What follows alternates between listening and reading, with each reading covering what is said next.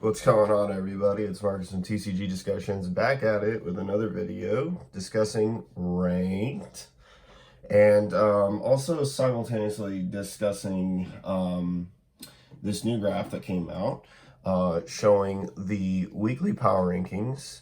I think this is the top 100 player weekly ladder rankings. I believe that's what this is. Having a rank of greater than 1,000 and all this other stuff with matches played. And we're going to talk about it in comparison to this. Okay. So let's get started here. Okay. So just to recap with where we were, this was the ranked, I think, overall like sim play in ranked matches. And we had like Zoro, Luffy, Rob, Katakuri, Bonnie. Both of these, also pay attention to these downtrends, right? Bonnie, Calgra, Pudding, Reiju, Nami, and Luffy, BY Luffy. Now this list was pretty controversial for a number of reasons. The first is to state that that there were lots of lists or decks in this that either people disagreed with being in here, right?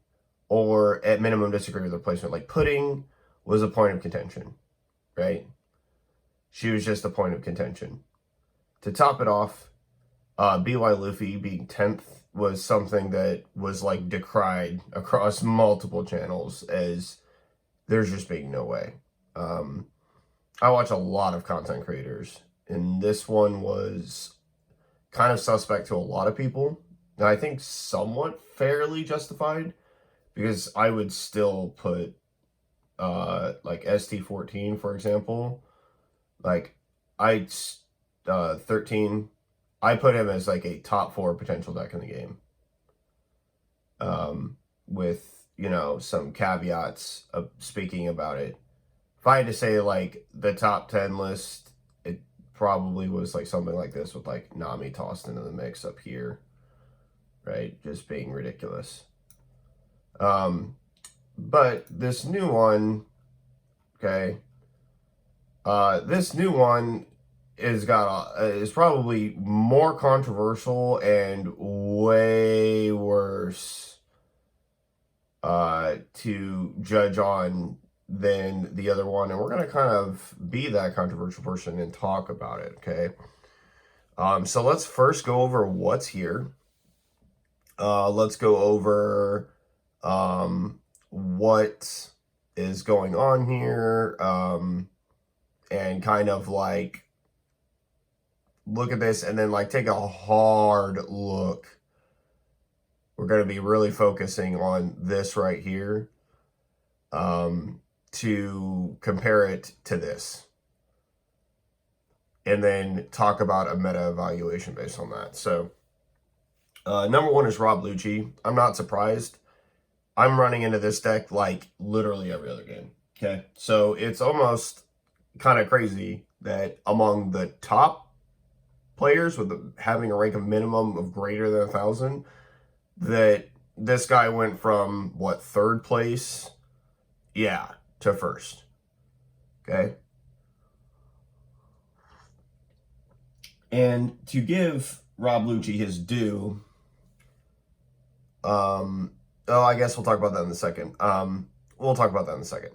We'll talk about that in a second. So then next we got Purple Luffy here, which is kind of surprising. I'd probably say no. This guy's not 2nd best in the game. And then Zoro at 3rd, okay, on the downtrend. If you get above 1,000 people, 1,000, sure. And then BY Luffy, 4th best deck. Bonnie, ST14 at 6. Katakuri, Nami on the uptrend, Calgara, and Pudding. Okay? So, difference is Reiju is in this top 10. She's not here, but Purple Luffy is. Okay? And I'm just going to say this on the outset of this, because we're going to talk about why this is not a good reference point for anyone to be judging what is the top deck to play, even if everyone over 1,000 is playing it. The fact that there is such a discrepancy both in placement and the fact that Reiju is not a top 10 deck in the game over a deck that is for sure not a top 10 deck in the game. Like 100% for sure. In the weekly rankings of win rate is completely ludicrous. I can guarantee you that many people will say this is not a top 10 deck in the game. Can guarantee it.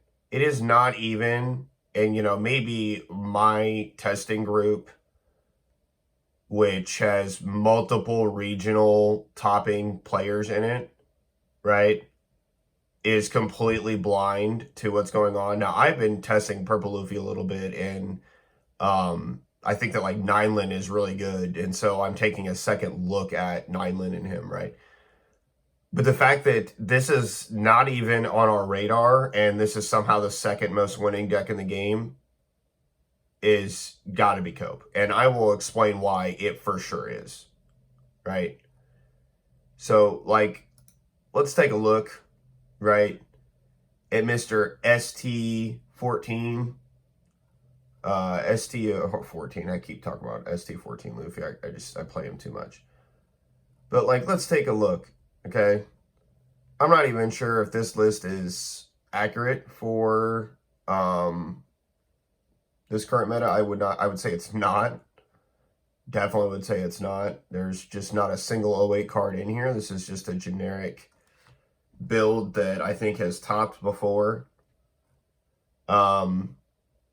But I can tell you why this leader is not, okay? He's definitely not better than Zoro. He's definitely not better than, like, the majority of the top decks. He's certainly not better than King. I've played this matchup, like, 15 times, and with King, I've lost, like, once. So I can tell you that that's not the case. I can tell you for sure that he's not better than Lucci.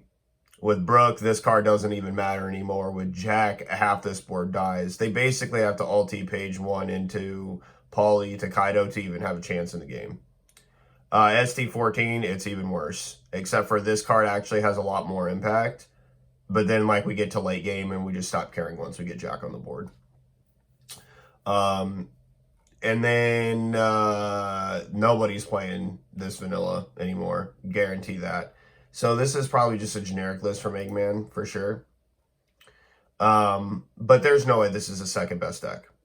And the one thing that I really want to call attention to here that nobody is talking about in the rank ladder, in terms of rank ladders, is the minimum matches played. Okay, Purple Luffy has literally bottom of 5 of the top 10 in this rank. What is it? 13, 12, 13, 13, 13, 14, 28, 14, 62. Yeah, he's bottom 5 of this top 10 ranking in matches played with a win rate to compensate for it. Okay?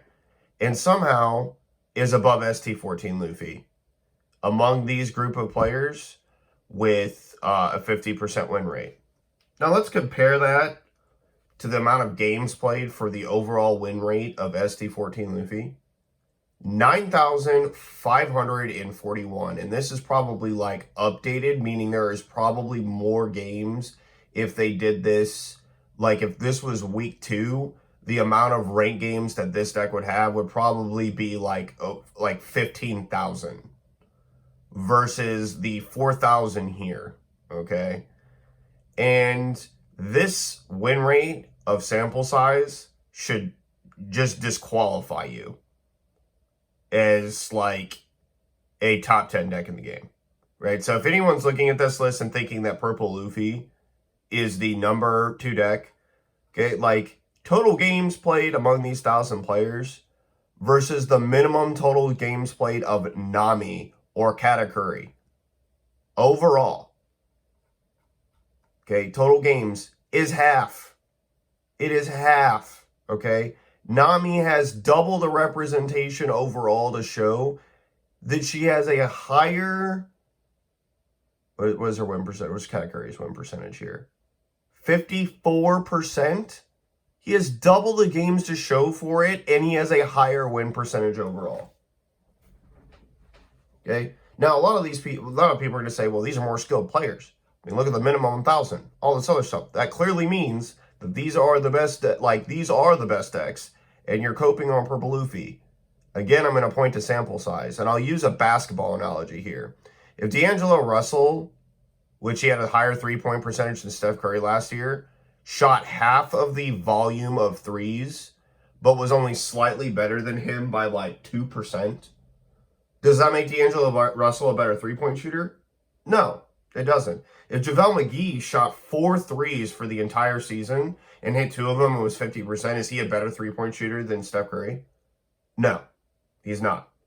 And the same thing applies to this.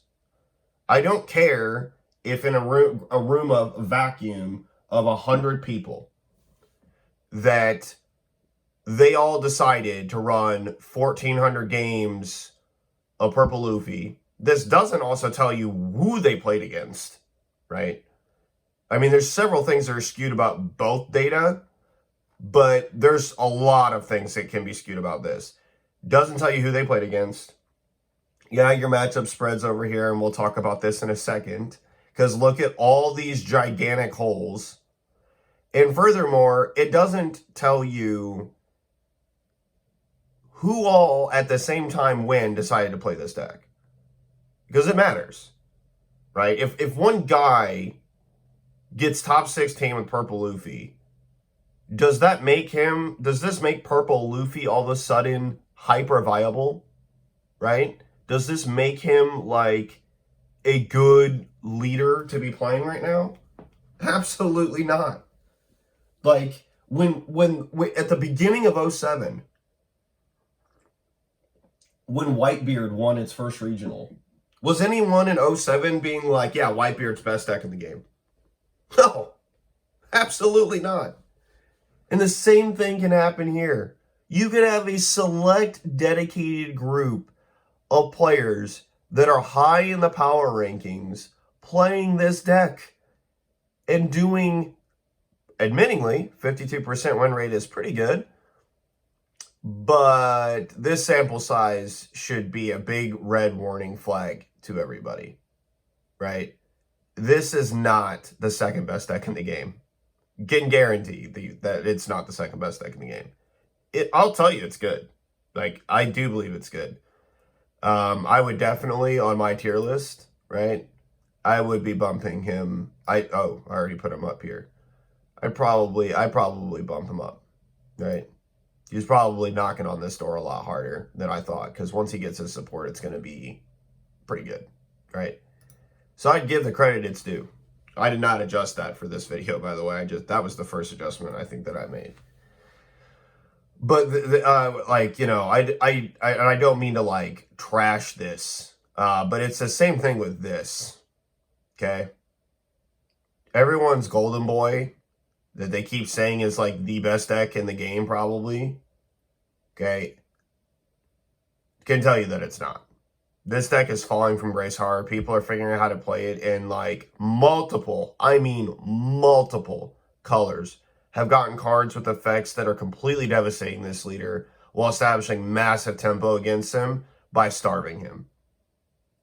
Okay? That is why, in overall play, he is so low. Right? When we looked at this a week ago, he has the third highest amount of games played overall. So if this is everybody, right? And he is still at getting on his way out the door top 10. As he probably should be. Because look at what he has to play against, bro. Where is he? Where's the homeboy? Let's find him. ST14. You know, a week ago, everyone's saying the second best deck in the game. My group says that this is the best deck in the game. We unanimously agree that this is the best deck in the game. Okay, to your top 1,000 people, guess what? He's got a 43% win rate. Bonnie, abysmal. Pudding, abysmal. Nami, abysmal. Yamato, we're not having this conversation. Anel, abysmal. Can also tell you, I am nearly undefeated, and I have lost only one game on the entire sim to BY Luffy with King, okay? I can tell you that this guy has fallen from grace. Bonnie, right? Let's take a look at her for a second. Where's she at? Lucci, abysmal. ST14, abysmal. Definitely positive. Zoro, somewhat positive. This is about 50-50. Was it 50? Yeah, it's 50. Okay. It's 50.4%. All right, so that's fair. She's even into herself. Katakuri, abysmal. But these win rates everywhere else, bro, no way. Absolutely no way. I just trashed up. I don't know who's playing Marco, but I just trashed Abani yesterday. And how do you have a 70% win rate? Like, who are, like, is there a way to blow this up? I don't know if there's a way to blow this up and zoom in. There probably is. But I'm like, but 70% win rate against Anel. Okay. All right, dude. Okay. Yeah, no. I mean, I don't even know where these... I don't even know, like, who's sampling this to show you that you have a 70% win rate against an El Marco. Like, how is there enough Marco in the top 1,000 ranked players, or having 1,000 minimum rank or above, to even represent this win rate? Like, who's playing Yamato right now? Who? Huh?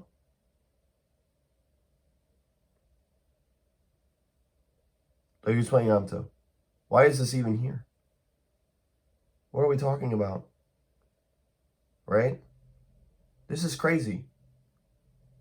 Pudding's win rates. And, like, we could compare this, right? I mean, I guess Yamato was here yesterday, and I didn't, yesterday, but the other day, and I didn't even see it. But it's not here, thank God. Because I think that this, I think I understand that this is comparing this way.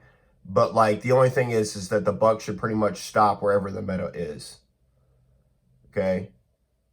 But, I mean, look at this win rate across the board for ST14 compared to ST14, right? Pretty much the same. If we looked at the Lucci, okay, he had a 63% win rate overall in the top 100. Where's Rob Lucci? Pretty much the same, okay? If we go to, this might be just a pure copied representation on some stats. ST14, 43% win rate, 44% win rate. Okay? So, not that much differentiation. But all that to show you, right, like, or I don't want to bore you by going over everything in this guy's matchup comparatively. But all this to show you that, like, there's no way he's number 4, man.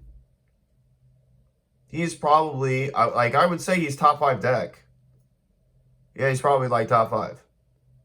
Kagura is probably, like, the number 1 cope, like, the closest thing to cope up here. And I think Bonnie is probably somewhat in a better spot, even though I think Kagura beats Bonnie. That's all.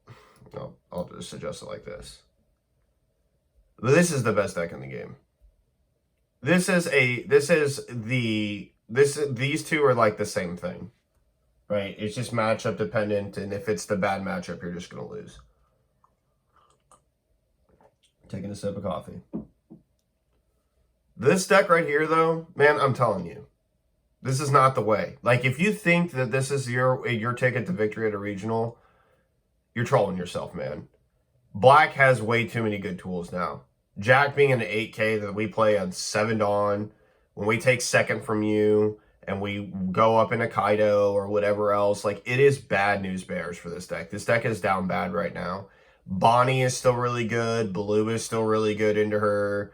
Like, Blue's only going to get better from here on out. ST14. Luffy is really good into him now. Purple Luffy has probably got some winning chances. Like, you know, according to this, what's the matchup spread for ST13 Luffy into Pudding? Yeah, 42%. What's Pudding's win rates here? Oh, look. So she loses to Lucci. That's fair. She loses to ST14, but barely. That's also pretty fair. Horrible win rate into Zoro. Makes sense. Beats BY. Bonnie loses a little bit. I think that's pretty questionable. I think it depends on, like, what list of Bonnie and what you're playing, because most of the time I win this matchup. Purple Luffy. Yeah, that's also, like, again, what they draw. Katakuri, oh, that's cap. I can tell you for sure this is cap. Katakuri doesn't beat Pudding. I said it last week, I'll say it again, I'll defend this. I'll play anybody 10 games right now against Pudding. I'll play Pudding, you can play Katakuri, and we'll see who wins that matchup. 50% into herself. Kalgra makes sense. It's an aggro deck that spams. Nami, 50% win rate makes somewhat sense. Reiju, yeah, she's not positive in Reiju. Like, yeah, like 49%. This should probably be a lot worse. Yamato, right? Then 60 Anel makes sense. Marco definitely decimates Marco. But Yamato, like the aggro deck of aggro decks, I don't know, man.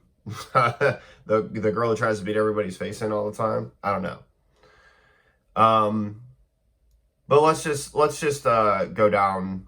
Let's just go down this, and I'm gonna talk about each leader here and whether or not I think that it's somewhat justified.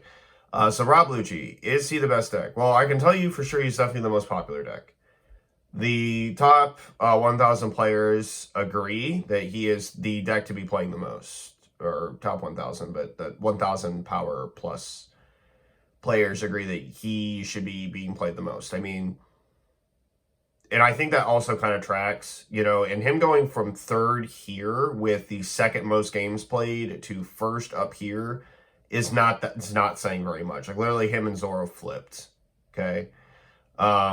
And so I think that, like, overall, when it comes to Rob Lucci, Jack is such a powerful tool in the interim until you can get to Gecko that it just kind of feels very, very good. Now, I think his ST14 Luffy's matchup is so abysmal it's not worth playing. But the ceiling on Lucci, as I said last week, is that it is so high, you basically have to concede that he's a threat. And that there's not a lot you can really do to mitigate that. He, like, his presence alone is a problem to you. Like, like, it doesn't matter what you're sitting down against. Like, he has the tools now. When he high rolls, it's the scariest deck in the game. Like, 100% for sure. Scariest deck in the game. Yeah.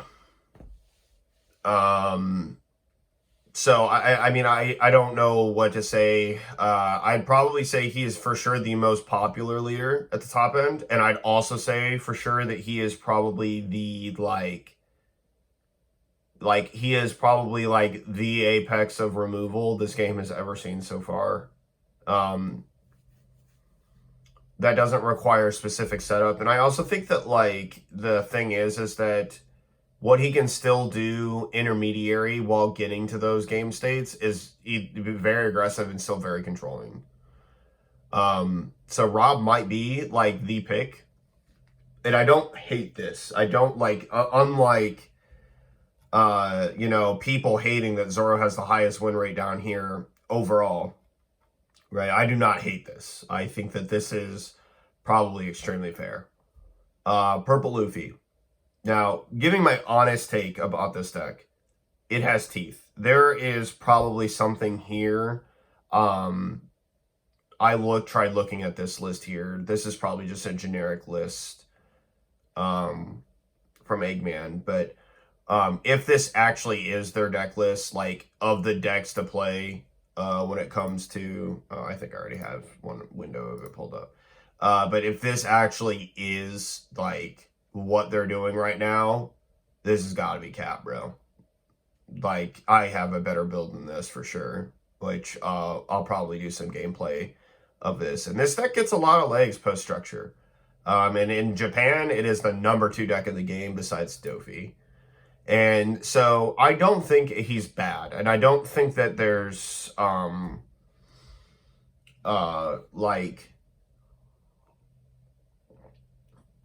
don't think that this is, a terrible deck. Like, I think it actually is something to look into, right? If I had to take this second place, I would, of win rate, what I would say is that you need to look into this. There might be something here. However, this being nearly a 10th at least of less than the games played of this when it comes to overall play is really telling. Okay, you can't look at this and say he's the second best. He's just not. There's no shot he is. I could literally meta analysis explain why it's not. In fact, we'll do that after this. We're going to break down the meta analysis for all these afterwards. So you guys know how it is. Like to talk about the metas. Zoro. This is a deck. This deck is a force. There are certain decks that just do not win and it doesn't matter. Okay. Played into King. Like, that's a removal deck. Doesn't matter. ST14 cannot brick at all or he auto loses. Lucci probably stands the best chance, but again, depends on what they draw. They could still lose, and if this deck high rolls, it still might not matter. I will concede that as I played against better players, my Zoro matchups win rates have dipped a little bit. It's got a lot harder. I still think that if Zoro high rolls, it's still like it's like if any deck high rolls, right? But if Lucci even like mid rolls, and this is what I kind of talked about, and maybe my Lucci build would require adjustment. So I'll give a shout out to everybody in my comment section for this. The 3-cost Brook edition that people are playing with this is necessary. And it's not something that I really gave a lot of attention to because this deck is still here. And now that she's falling out of favor, like Shigan might be something that like we actually have to take out because we also have Jack to get rid of Basil. And we also just like beat their face in at the same time. But the thing is that when it comes to good old Zoro, there are several things that can go wrong for him, like against Lucci. And the 3-cost Brook edition is actually part of it. It's one of the reasons why ST14 stands a chance.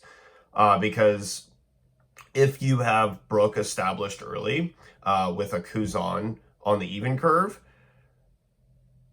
like every time, like every turn he's losing multiple cards. Like if you play Kuzan on 4 and you go into 6 and then you swing into something and then like you play Brook and then like the follow-up capitalization of that play is like whatever, like Jack or something else, they just won't have a board. And that addition for Lucci, 3-cost Brook, is probably something I've overlooked a little bit in my meta build analysis. But remember when I made my deck profile and gave my explanations, which I did, I said that the reason why 3-cost Brook is it's very inefficient in the early game.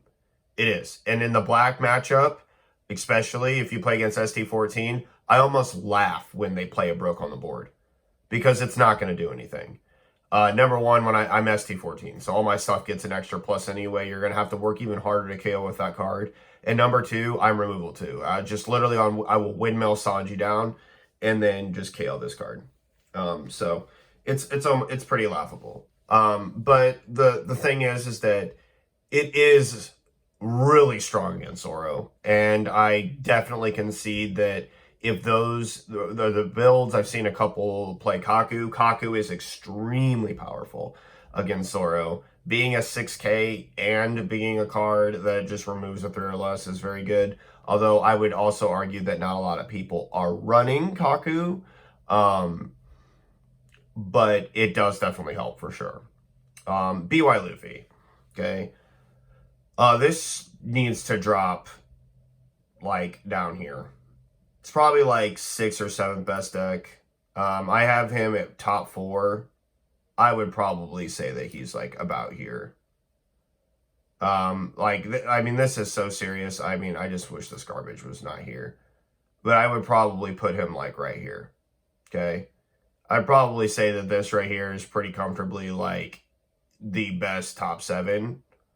And that BY is probably somewhere, like, back here. For a number of reasons. And,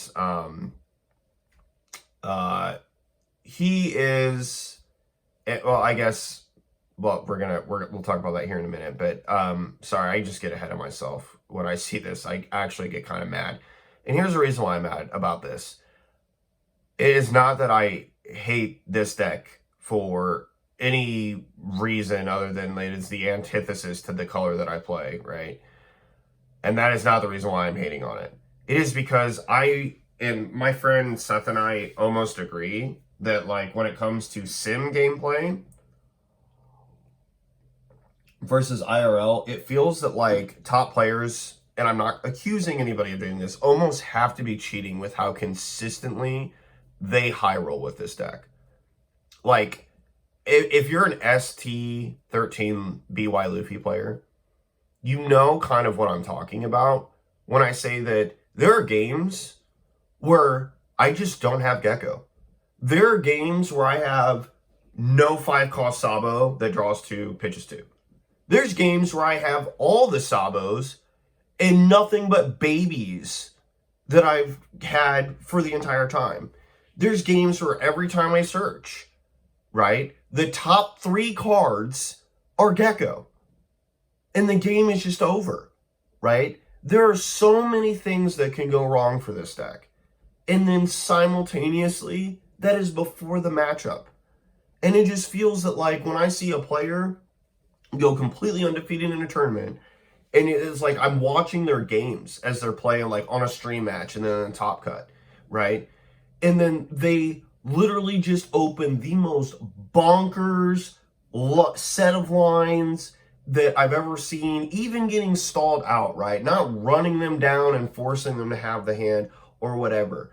It just feels terrible. Last night, I was playing King, and I beat the tarnish out of this deck on a just reverse attack flip because he had 2 life left. I had Jack Sanji. Sorry, I was playing King. I was playing SD14. Sorry, I said King. I had Sanji, my leader, and Jack on the board. And he had 2 life left. I was like, dude, this is going to cost you a lot of cards in hand. So I swung 9 with leader, 9 with Sanji, and he took 1 damage, left Jack standing, drew into 6 cards, and at 9 dawn, and I forced him to go. Okay, go ahead, play your Flampe, do your things. It's going to cost you 3 cards in hand of your 6. You're going to take Flampe, so you're going to go to 7. It's going to cost you a play to get to 9. And then you're going to be able to swing into either my leader or Sanji. And then I have literally Jack and my leader. And you better have double blocker or you're screwed. And he had none of it, right? This was just a flip decision. Maybe he was at 10 on. He was at 10 on. But this was a flip decision last second that I just decided to make and put him in a bad position. And I just feel that this rank right here, again, indicative of sample size, because when it comes to overall, he has almost 4 times the amount of games played to say that he is not this high overall. And yeah, it's not factoring in people less than 1,000, right? And that's fair, because that's going to drag his win rate down for sure. But the other thing to note about that is that, like, while that can be true, that would mean, like, let's say that this was the same, let's just say that these, and I guess I'm not even sure if they are, right? September 26th, September 21st. So this is 5 days later. So let's just say that like this snapshot in time was indicative from the same pool sample size as this, right? Let's say that they were both September 21st. Okay. If you're going to tell me that the top players are only playing BY at this rate, you're trolling me. Like, that is cap. I know there are more players. There are more matches played with this deck than that, right? Than 2,353. And this is something that I expect. I expect this to be the third best, most played deck in the game. I expect that, right? And so this is, again, why, like, this number right here, to me, is just not very indicative. Bonnie, this deck is trash right now. I'm sorry. No. She's not the fifth best deck in the game. She's not. She's probably top 10. She is probably, like, of the top 10, though, she is probably, like, down bad at, like, below here. Maybe not Reiju. Probably what? This would make her 7th. I mean, I'd even put Katakuri above her. She's probably the 8th best deck in the game. There's no way she's number 5. Okay? You see this guy and this guy, they literally cakewalk through the matchup every single game. King cakewalks through this matchup. It's like, no, she is not good. But what about against all these other people? This guy literally removes half of her cards and puts it in life. Not to mention, like, dude, no. This guy beats the dog tarnish out of her. What's the Zoro matchup here? Says he's negative. He says Zoro is negative into Bonnie. Okay, that is the cappest thing I've ever heard. She doesn't do enough. Like, if he eye rolls, he doesn't do enough. And then when he gets to his high cost cards, like, he's just running her over. Diablo Jambe through everything. She, like, literally gets, like, accosted by, like, Zoro every single time. And the only thing I will say is Kid against Zoro is extremely serious. Right? But if they get Chopper on board, Kid's dead. like the blocker Chopper that, like, reduces. So she has some winning chances against Zoro. I'll give her that. And what is it? It's 49.6. So Zoro's barely losing. My play into her, though, tells me that Zoro just trashes her. But yeah, there's no way she's top 5. There's no way she's a top 5 winning deck in the game. Sorry, don't care, like, how good of a player you are. I'm 99% sure that if you sat down against me and played against any of my black decks, you just auto lose. And that, yes, black is the reason she's not a top 5 deck in the game. I mean, look at this. Black, pseudo black, black. Every single one of these decks should be positive into her. Gecko's not even here, but, like, let's look at this one for Gecko.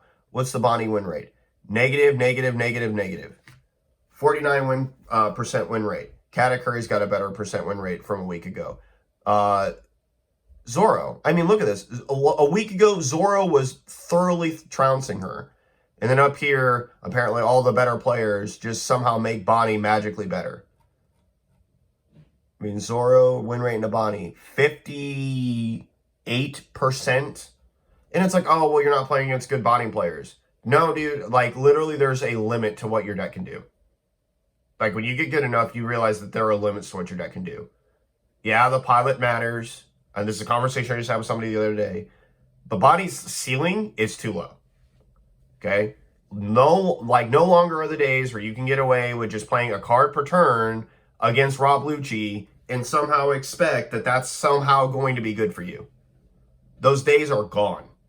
Right? Basil just sticking on the board is gone. It doesn't even matter who's doing it. If it's this guy, if it's this guy, doesn't matter who it is. It's done. The addition to Jack just completely trounces her to her core. Doesn't matter. And then you can ignore the Basil the majority of the time with black now and just swing out with everything else and force them to block with it and watch it die. It's just sad. So, ST14. This is Cope. There's no shot, dude. Look at this. He has the second most games played here, 50% win rate, saying he's on the downtrend, okay? And he has, by far, with the exception of Rob Lucci here, the most games played. Number 3, for example, he has 2,000, almost 3,000 more games played than him. And he's the second best winning deck in the game overall. And now he's somehow at 6th place. My entire test team is staying, and test group is saying that this is the best deck in the game. No matter what. He feels the best. His curve is impossible to interrupt. He has the best chance against the highest ceiling deck in the game. Most of what you do cannot be mitigated besides the blocker that we play in the deck. His end game tempo swings, like, let's say you have 4 life still and you're able to Isho 2 cards out of somebody's hand, the game just feels over. Whereas, like, when you played Isho here, you might be dead. It just feels that way. He draws a ton of cards. He does not have the consistency issues that Lucci does because he is raw drawing his cards. I won a game against Lucci last night where my first 2 Brenus of the game milled Jack, Rebecca, Sanji, and then Rebecca, Gecko, and I still won that Lucci game. Still won the Lucci game, right? Like, that was my first 2 turns. I played Brenu stage, swung 6 for my first 2 turns, and I still won, okay? That is exactly how strong this deck is. And with all the mills that I had, I'm down half of my jacks. I actually think I played 3. So I'm down 2/3 of my jacks, a Gecko, double Rebecca, and something else. And he still lost that game. This deck is crazy right now. And if you, and just think about it, man. It can search Ice Age. It's almost worth thinking if there was a Navy package for Luffy, which I think, Lucci, which I think there are. I think people are, like, trying to, like, go to that. And I think that if that's the case, then no wonder. Searching Ice Age is busted. Make no mistake, this deck is the second best deck in the game. It beats Zoro.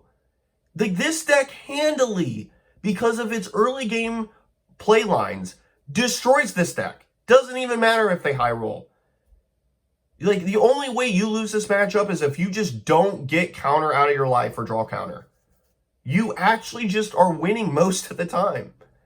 This matchup, he is favored. I'm pretty sure it shows favored here. Yeah. It shows favored here. I'd agree. Right? Even as a black deck, does it show that down here? There's ST14. Or ST13. Yeah. He's favored down here too. Yep. 44% win rate. Obviously increases a little bit when you get to these higher... Oh, no. Actually, it decreases. That's funny. But do you see my point? Right? And this is the other thing that's indicative. If this is the most represented leader of play overall, and he has a worst win rate against that leader, right? How on earth is he above him in the rank? I'm going to repeat what I just said. And that's probably like the biggest proof, right? Black Yellow Luffy is ahead in win rate percentage according to this rank. So if you looked at this and you said, this is your top 10 because, oh, the plus 1,000 players. This is probably the biggest proof of the pudding right here. You have nearly double the games played. And we're talking 1%, less than 0.5% of win rate, right? But if you were to rank this and say that ST14 is somehow down here at 6, and one of the decks below it has a 57% chance to win the game. Where is he? ST14, and then ST13. He has a 57% chance to win the game. And down here, with the highest sample size echoes the exact same result, and yet you're somehow below that deck, you're capping. You're totally capping. That means everybody, bottom and top, outplays BY Luffy with ST14. And it is the most played deck. So this should tell you right here that this rank is complete cap. Charlotte Katakuri. Okay, look at, again, we're just going to briefly skim over this. When you start looking, this is less play at the top end than Purple Luffy. Now, he's in both tops, and Katakuri is higher up here, but that was my gripe with him back here, right? What is this? Dude, there's not even a minimum, like, there should be a minimum 5,000 matches played to even make it in the top 10, which is something that they need to do. Like, minimum games played need to exist, and they don't. Because this especially, right? This is too much.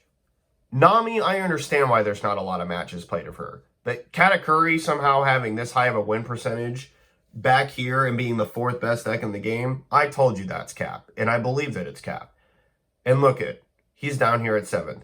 And this is the same echo of the same kind of conversation. He's got nearly a third of the games of Lucci. Right? No, he has under a third. He has nearly a fourth of the games played of Lucci.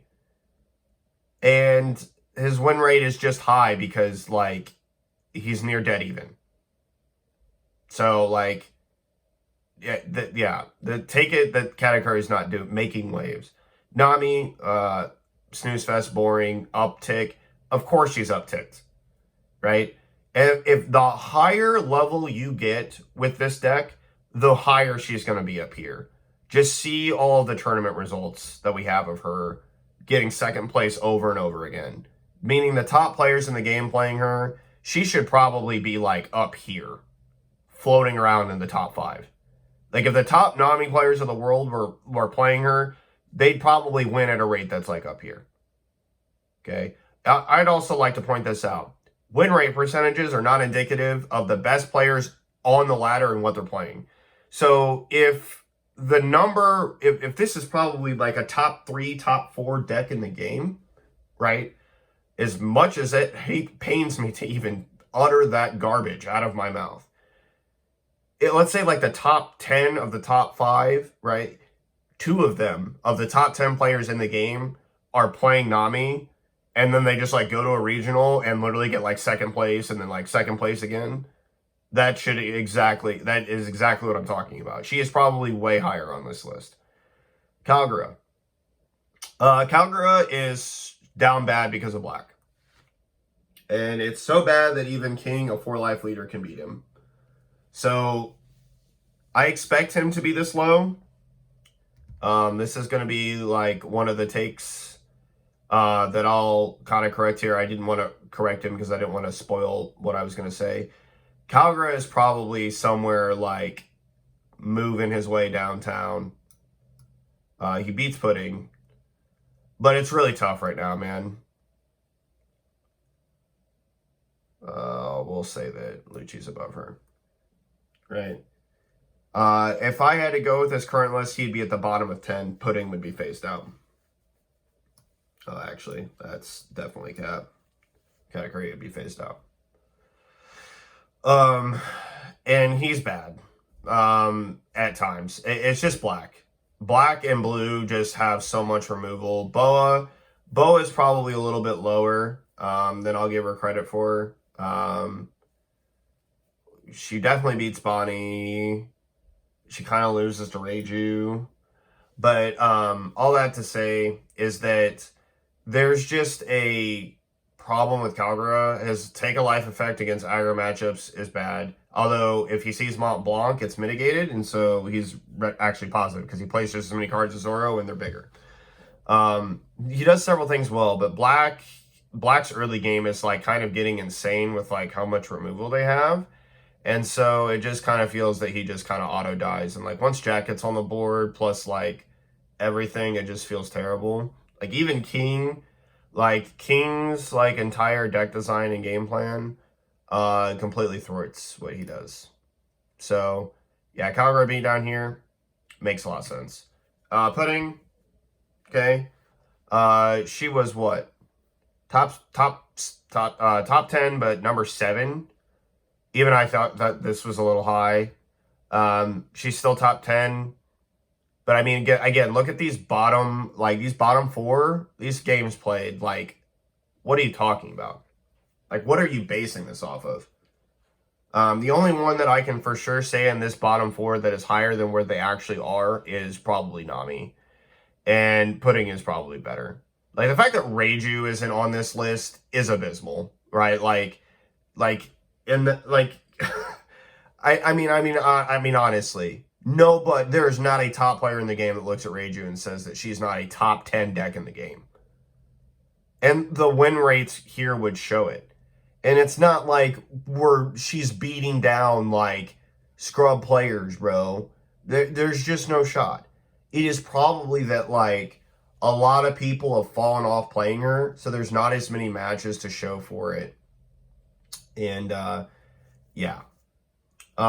We are going to do a brief meta-analysis of each of these decks. Talk about, we're going to go through it really quickly. Don't worry, it's not going to be like another 50 minutes. But thank you for sticking with me so far if you have. But we're just going to talk about their weaknesses and strengths. So, Lucci, highest ceiling in the game. Losses, pretty much ST14 Luffy and BY Luffy, okay? This matchup is still abysmal for Lucci, yes? Yeah, 36%, right? This is up from, I think, 25% according to the overall pool. Right? Where's Rob? Oh, it's still 36%. It's roughly the same. Interesting. 36.4. Cool. So it's the exact same. But the problem is that ST14 and BY are top meta decks, right? They are top 5 decks in the game. If I remove this hot garbage, they'd both be top 4 in my opinion. Could probably put Zoro here, right? All that to say,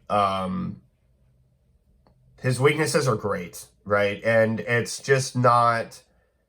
It doesn't change the fact, though, that he is basically decimating everybody else other than those two. And I'm just going to play the safer pick every time to mitigate this. The mirror is always rough. Like, ST14 feels terrible. This feels terrible. Even though this is trying to say that he has a positive win rate into that, I can tell you for sure that it's not. It's not positive at all. Like, and then... what do I say? He loses to Nami, apparently, according to the top, and Enel.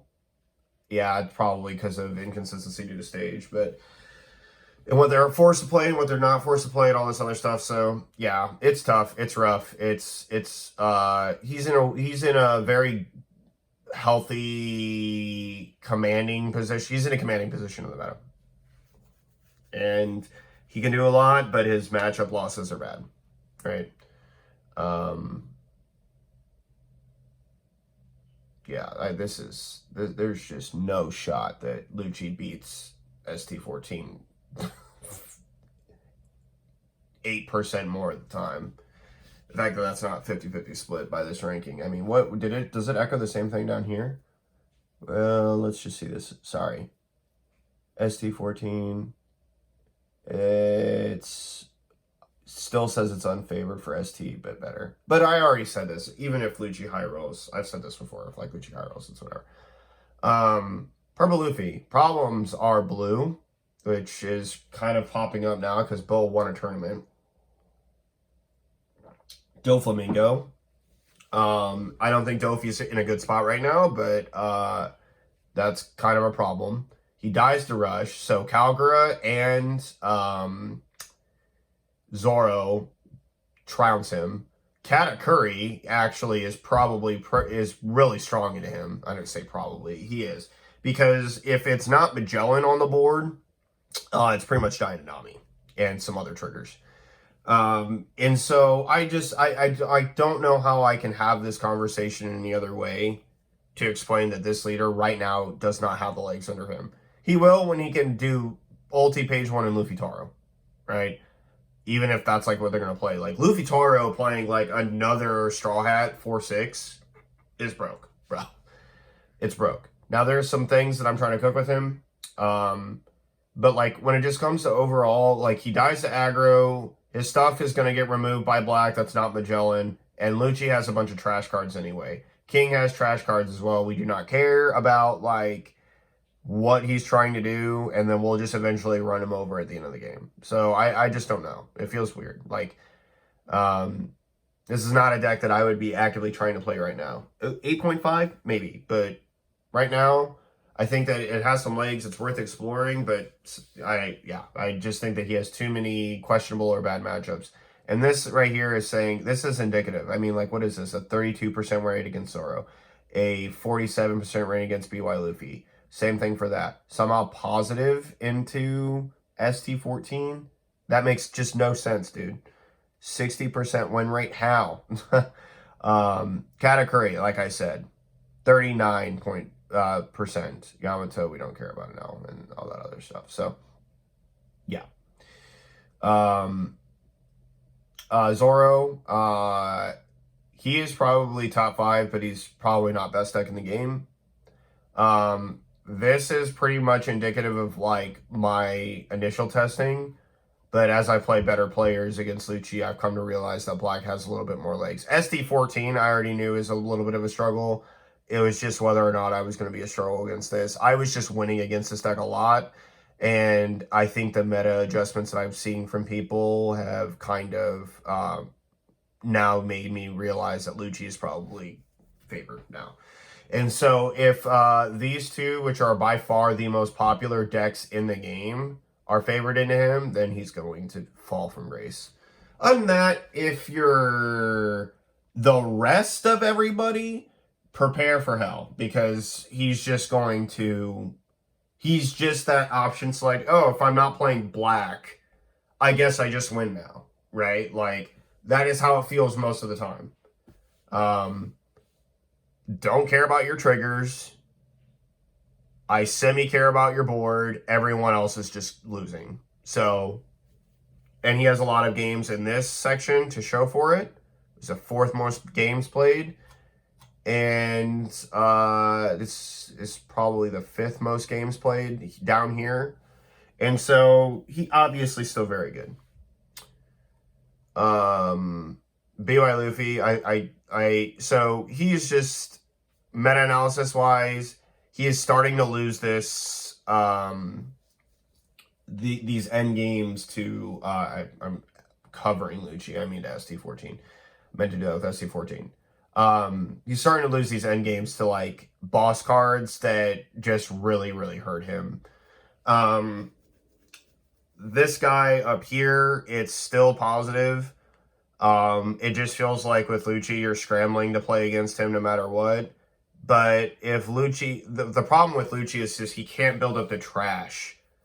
Whereas like Luffy's just passively being a 6K, he's getting to swing 7. So like even if you're like for BY, if you don't go the full 9, you just go 7, he can still challenge that for a Dawn if he has the right cost of cards on the board. So it just feels completely different. Especially offensively, like saying that like a 9K into my lead takes 3 cards versus 2 2Ks to get out, and this deck runs a lot of 2Ks, is pretty indicative that like there should be somewhat of a matchup difference. My King play against this deck is just tells me that like it's a horrendous matchup. Zoro, it's horrendous. Nami, it feels weird. Because like you basically have to be aggressive, and she is just never doing anything. What's the win rate here against Mami Nami? Yeah, 36%. Like I'm not even shocked. It's terrible. Like you just don't have the time. She's okay with stalling you. You can't do anything about her hand other than Isho, and she won't care. She will literally just draw out to the moon, block her up, do whatever. You have to put a bunch of bodies on the board and swing, and it feels awful. Like, it just feels terrible. So, yeah, he's in, and then Bonnie. But this is the one matchup where I'm going to tell you that Bonnie should just be winning this the majority of the time. What's the win rate for Bonnie against him, according to that? Oh, let me find her. Where is it? Oh, 66% of the time. A third of the time. 2/3 of the time she's winning. And so, if that's the case, and Blue is really good against him, like Boa. Sorry, I was trying to scroll. Blue's also good against him. It just feels like there's too much going against him. Then the mirror match is completely, like, object select random. Yeah. Bonnie, we talked a lot about her a little bit earlier when I probably shouldn't have saved it for this section. So Bonnie is just in a horrible spot because of Black. Black is the most popular card in game play right now, and she just auto loses to it. It's so bad that King is winning these games free. It's cake. We are cakewalking our way through these games. She's also got some really rogue, odd matchups like Inazoro. Katakuri feels awful, right? Like, the fact that Katakuri gets to swing 7 and plays Big Mom. Pudding also feels bad, even though they'll probably say that Pudding is, negative. My testing with Pudding is pretty positive. It just is. Like, now, Kid on the board is a little bit annoying, but when you're staring at nothing but 2 or 3 Big Moms and an ace, your kid's not going to live very long. And so I just think that the fact of the matter is that Lucci and ST14 are probably the most popular decks. They have the most represented matches played on both here, which means the majority of the time, you're probably running into them. And she is terrible into them. Let's look at win percentages against both. Yeah, 36 and 38% win rate against Lucci, 36 against ST14. I mean, game, set, match, nothing to say. If the most popular the top 2 most played decks in the game have 2/3 of a chance to win the game over you at base, and they're the most played, yeah, like, that she is down. She is so down. It's not funny. And that's before you had the bad matchups. Like, let's talk about it. You have 1, 2, 3. Oh, yeah, Katakuri, I said that. Zoro's about even. Reiju is positive. Mami Nami is whatever. Yeah, 70% rate against Marco. Ooh, yeah, anyway. All that to say, right, like, she is so down bad because Black is so popular. Even the BY, she's positive. 50%, obviously, she should be 50% herself. 57%, it's still pretty bad. Nami, 50%. 56%. I thought I'd be higher against Reiju. But if we went into Boa, and I'll tell you from pure testing, if she plays Boa, it's over. Like, doesn't matter what she does. You play Kid, they have Red Rock. You play Dofi, they have Red Rock. If you play Carrot, they play 6-cost Boa, and then they Grab Blade your crap with, like, they play 6-cost Boa, and then, like, next turn, they'll just, like, Grabby Blade your Carrot, and then your Basil Hawkins. Like, it just doesn't matter. And then they start playing 10-cost Kaido. Like, you play Kid, they play 10-cost Kaido, bounce that, and the Rosinante, and then now I have a 12k to crack at it when you try to play it again next turn. Like, it just feels terrible. ST14, like I said, my test team and my test group tell me that this is the best deck in the game. By a mile. Because of his matchup into BY. And Lucci, and when I say by a mile, I'm not trying to say that Lucci is not good, right? I'm not trying to say that Rob Lucci, right, isn't number 2. I'm trying to say that his matchup spread against everybody is a lot better than his. And the ranking, if we're going to take anything seriously, the two excuse me, the two things you should take most seriously are these two decks because of the matches played, right? But if we're going to take these two seriously, which this 6 spot is not taking this deck seriously enough, let's look at that BY Luffy. Almost a 57%, almost a 60% win rate as a mono black deck. Guys, look at that. See where it is from this one.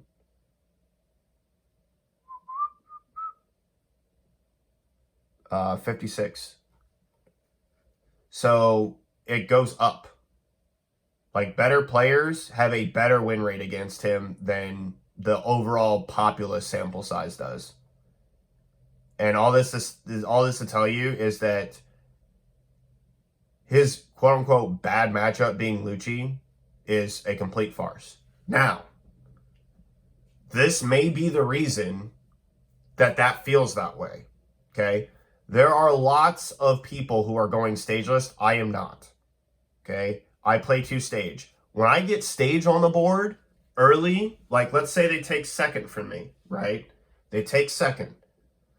If I play stage early, this means that when I go to play Sanji on curve, it will get rid of something, which is a massive difference in the matchup. If I take second from them, it does not matter. They're losing, especially if I see stage. Nico Robin is the cost of Gecko Moria base. Sanji is a 7 cost. Jack is a 12 cost. Rob Lucci just does not have the resources, and we're basically going to start playing the same game eventually. Because the way the raising of my cost forces Rob Lucci to KO basically only a card per turn. That's how serious it is. Like, if I get Ice Age in, like, what was it, Jack, right? If I get Ice Age in Jack at 8 Dawn, or I E-show their hand, and then follow up next turn with Ice Age Jack, how do they just not lose multiple cards? Right? How are they just not losing multiple cards? Literally play like Gecko, Brook, KO, something else. Nico Robin gets on the board, that's a walking Ice Age. So it just gets a little too difficult. And even then, right, saying Purple Luffy he has a 40% rate against Purple Luffy. Yeah, maybe if they see Magellan, like that's it. Nami, again, I don't agree with this either. My testing in Nami shows that like it's actually a little bit higher than this. Kalgura, yeah, it can be pretty serious. If Kalgura high rolls, I could actually see him losing. Was it 46.7 or is that 48.7? 46.7. High rolling Kalgura is a little tough for him to deal with early, but if he sees Kuzan and Sanji, like, he's kind of fine. He can stabilize. Reiju would have to high roll to win this matchup. I don't believe that for a second. Like, poor CGG consecutively. Like, we are winning. I'm winning. I win most of my Reiju matches, so I just really don't know. Kata, we've kind of already talked about this, like, meta-wise. He just does things. I will say this. The 5-cost Nami that pitches a trigger, draws a card when you have less cards. Super serious. Matchup Rise, though, he should lose to Rob Lucci. Purple Luffy should be a little bit difficult with Magellan. What's his play rate against Purple Luffy? Says he's 60%. So, okay, well, it's probably the Nami. The Nami being able to KO the Poly, being able to KO page 1, the ulti, the kids, the queens. Like, it's really good, guys. For sure. It's really strong. But yeah. I'm not sold on him, and I definitely don't think that he's better than Pudding. I think that Pudding is just strictly better. Like, playing Big Mom on turn 4 is just too stupid. Maybe I'll do some Pudding gameplay to show you guys, like, what we're working with. Nami, she's higher. There's nothing to say. She's just higher than this. Kalgura, Black is the most popular, and if his game plan is playing lots of bodies and their game plan is getting rid of them every turn, there's something to say. You low roll with this, like, if Holy doesn't hit and you don't get to, like, do the play to the Holy afterwards, it feels bad. Pudding, Yeah, I mean, like, I'd have her at the very back of the top 10, right? But she is still a deck that hyper ramps to Big Mom and just outright wins off of that. I've beaten Lucci players with this deck. So, it's not like it's impossible. The fact of the matter is if you see Katakuri and you take second from Lucci, you're actually probably just favored because there's not a lot they can do. Like the turn they want to play Jack, they can't do anything. Jack can barely ever rest itself because of Big Mom just swinging at it. They have to be basically hyper aggressive. Katakuri is a 7 cost that's constantly poking them. They have to get rid of the card. Your leader's swinging at them, and it is what it is. You can counter starve them out and then just start playing Big Mom after Big Mom. And if you land like 2 of them bad girls, like, it feels really bad. It feels really bad as a Lucci player. I've been on the receiving end of that, and I am the one who's done it to people. So, she does have some legs. What is she struggling to? Aggro, so Zoro, Calgra. Like, Calgra is probably the scariest of the two. Just simply because at the end of the day, like, his bodies are so massive. Like, and it just is going to cost, it's going to cost a lot. Like, if they go into 6 Dawn, attached lead, swing, like if they played Ohm and hit Ohm Holy, and swing 5-5-6, play out Calgary, play Mont Blanc, Jesus. Like, Jesus, dude. Like, you're toast. Same thing with this. Purple Luffy, I wouldn't be actually shocked if Purple Luffy was positive into her. Yeah, 64%. Yeah, I wouldn't, like I said, not shocked at all. That to couple with everything else it feels pretty good.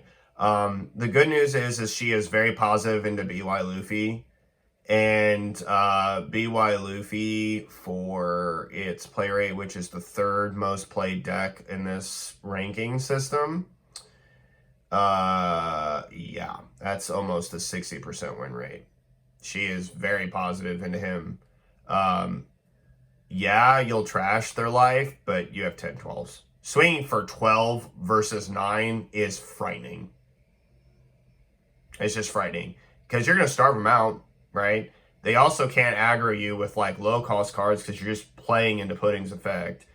You're basically making that... You'll swing 1 time into their life, and then you can passively ramp with everything else the rest of the game, and then just heal, trash, heal, trash, heal, trash. They can't do the whole 1 life strat either, because Big Mom trashes the life, and then they get to just still swing with like 12, 12, 12, or 12, 10, 10, or whatever else is on the board. Additionally, if you play the Trash a Life, Kaido, blow up the board Big Mom card, and BY cannot out that, it's terrible. The other thing is let's say they go into 10 Dawn, right? And you have 10 cost Kuzan, you cannot play 10 cost Kuzan. Because if there are 2 Big Moms on the board, or an ace and a Big Mom, and you go to play that, you probably lost the game. So, yeah. All that to say, though, she does have a lot of losses. And Black can beat her handily. I think that ST14, she has a higher win rate. Yeah, she does. She has nearly a 10% better chance to beat ST14 than she does Rod Lucci. And I'm not shocked. She abysmally loses Zoro. And I would echo that 100%. The only time I've ever beat a Zoro is when my opponent whiffed twice on the event search to search a card and bottom decked all of his Kid Killers. That is the only time I have ever beaten a Zoro. Bonnie, I'm not shocked about this because Zoro's a thing and Zoro cripples this matchup.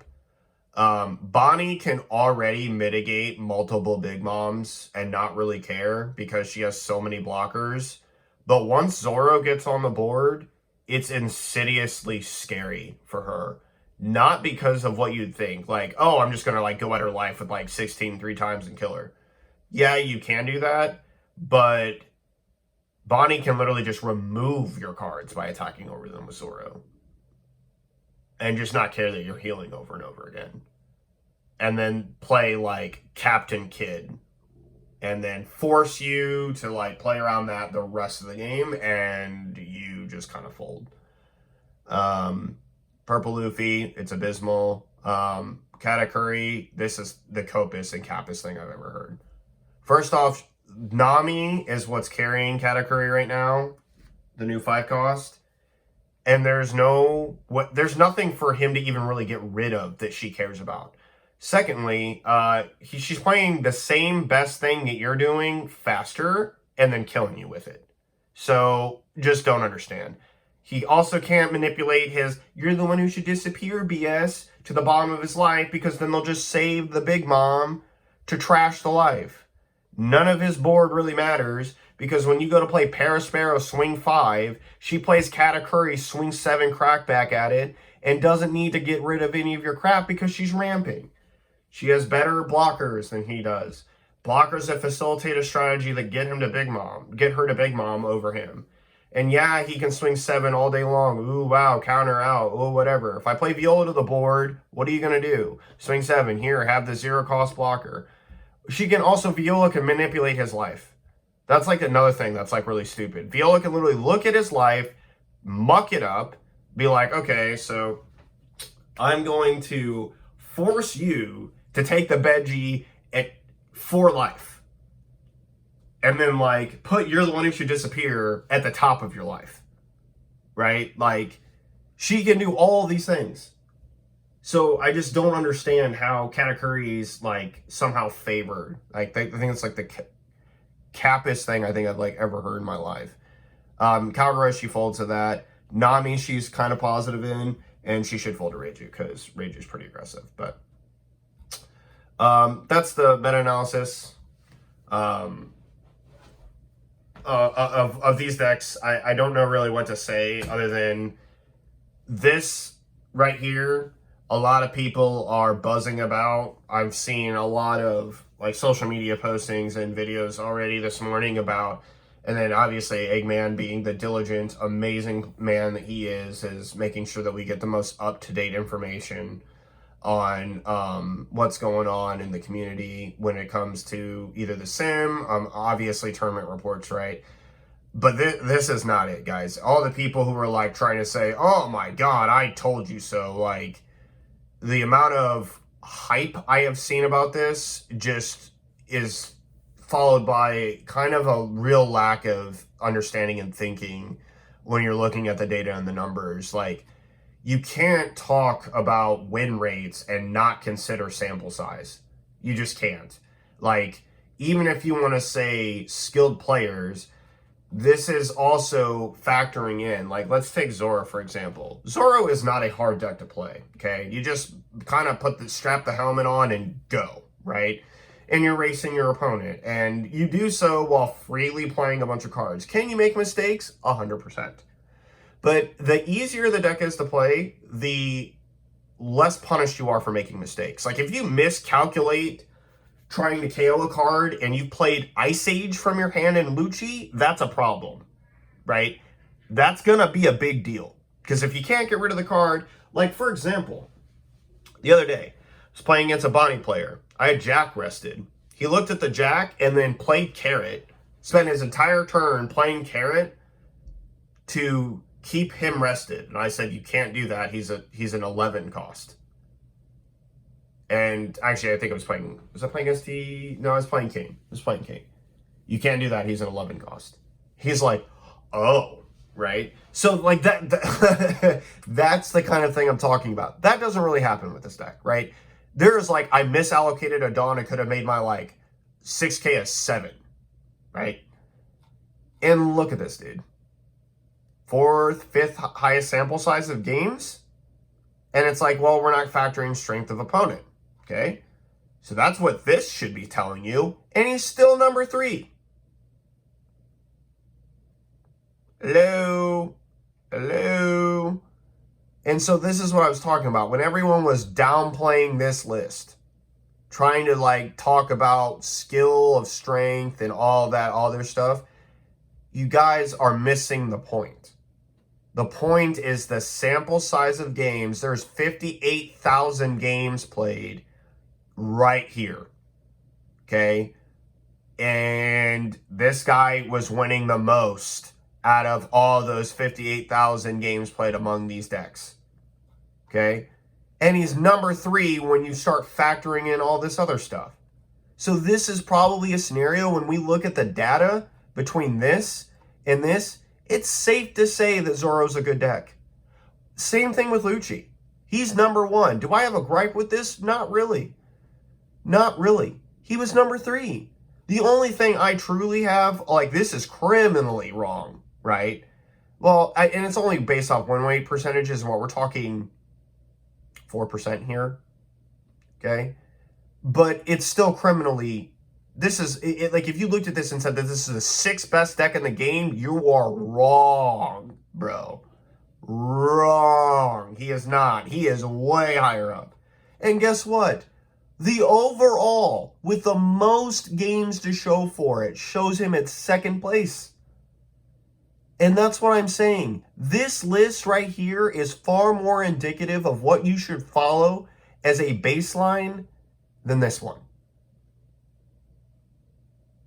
Okay? Ain't no one gonna tell me that Reiju is somehow worse than Plouffe. Reiju eats this deck alive. Whether you take your own life and get a bunch of cards and I put in your hand, or I just high roll with EGG Porsche or consecutive EGGs, what do? You don't. You lose. And this deck wasn't even among the games played to even be up here for a win rate.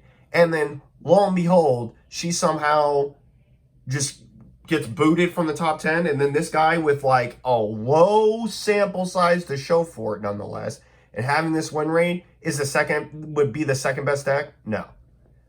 So it's not indicative, guys. This is not the way, and that is why I made this video. You can't look at this one compared to this and try and tell me that it's somehow a more accurate representation because of skill of strength according to this. That is just like patently false. There are so many things that you could talk about. You could talk about the number of people playing this deck, which we can already tell you right now, for a win rate sample size of play rate compared to most of the other decks, it's top 5 of play rate on this list, but it's terrible. I can for sure tell you it's not better than ST14. I can for sure tell you it's not better than Lucci. I can for sure tell you it's not better than Zoro. I can for sure tell you that BY Luffy is probably better to play than this over everything else. So I just don't know what you're talking about, right? Like, if you're going to try to argue when this guy is number 2 that this is somehow like the list to go off of, you're coping. There's no way Bonnie is a top 5 deck in the game. There's just no way. There's no shot ST14 is number 6. There's no shot that BY Luffy should be, you give me top 5, or even top 5. But top 5 above him, when even this right here is showing a positive matchup into him? No. When I can tell you this is the 2nd best deck in the game. Handily. So, yeah. We needed to make this video to, like, call it out and, like, call out the crazy loopiness and just bring some, like, actual, like, factual knowledge. Nami is not the number 8 best deck in the game. like you'd have to be completely oblivious to understanding matchups to think that Nami is somehow number 8. Even when she was down here at number 9, I told you that Nami is actually somewhere with tournament results, like, up here. She is, like, literally floating in the top 5, dude. She is, like probably floating top 3. Okay? And that's because, like, if you play her to a perfect game, you just win. like, it doesn't matter what your opponent does. It doesn't matter. And, like, they have to have the outs. Your best chances are black. Just because they KO stuff. If you don't remove her cards, it doesn't matter what you do. You lose. I mean, green has Zoro. Bonnie has Zoro, I guess. So, other than that, you're losing. I don't know what to tell you. Unless you're putting. I guess the more I keep adding this, but like still, even then, she's still in the majority of the time beating people because playing against her is very difficult to do if the guy is good. And that's why she's gotten back-to-back second places at regionals or online treasure cups, not clickbait. So telling me that she's number 8 and this is somehow an indicative of, oh, Rimwraiths, these are the best decks in the game. No, stop. It's cap. It's cope. It's not true. Eggman, as always, shout out to you. Thank you, man, for being the diligent man that you are, posting this. I think this is a very controversial topic after this posting because people just don't want Zoro to be good for some reason. They want to try and say that, like, their Katakuris are great and that there's no shot that BY Luffy could be down this bad. And it's like the top 2 most popular decks in the game got better cards to handle the matchup. And this guy right here handles it very fine. So, don't know what to tell you. Other than that, he's got, you know, I've seen a lot of mixed reviews and kind of cope takes about this one. And then this morning I've seen nothing but, gotcha, I told you so's about this one. And it's like, yeah, why don't you think about that for a second, bud? Because you're probably going to come to a different conclusion pretty quickly if you just factor some stuff in. So that's going to do it for this one. Yeah, I had to do this. I had to, like I said, I had to call out the truth. This is crazy. This is a crazy list of top 10 to go off of. Purple Luffy, though, I will give credit where credit's due. This is cope. This is a cope rank. But there's probably something here. And we're gonna, tonight, we're entering basically the time chamber, and we are going to train. And this is a deck that I'm gonna actually talk about for our upcoming Treasure Cup and Regionals. So, all that to say, guys, good luck to you in your rank gameplay and whatever. And Regionals and Treasure Cups coming up. If you guys have any tournaments for locals, I have a first place Calibur deck profile I'm going to bring you, and I'm going to bring you the current list that I have of King very soon, so look forward to that. I also have a Jiren deck profile for Fusion World, so if you guys are here for my Dragon Ball content, you have something on the way coming soon. And I play in a regional tomorrow for Dragon Ball, so I have no idea how fast it's going to go. If I win the whole thing, obviously I'll be putting the profile up right away, but we'll see. But thank you guys so much for watching, as always. Let me know in your comment section down below, what you guys think of this. I know there's going to be some probably people who are like, I kind of disagree here, and here, and that's fair. And I always enjoy talking to you guys about it. So, thank you so much. Always mad love and respect to all of you, and good luck in your games. And I will see you next time. This is Marcus from TCG Discussions, signing off. Laters.